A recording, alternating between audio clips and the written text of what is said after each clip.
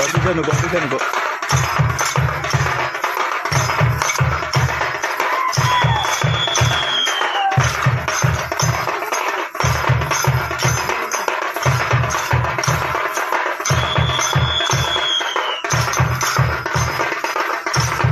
तुम्ही जरा असं माझा व्हिडिओ येत आहे का आता तुम्ही धावा आता पुढे.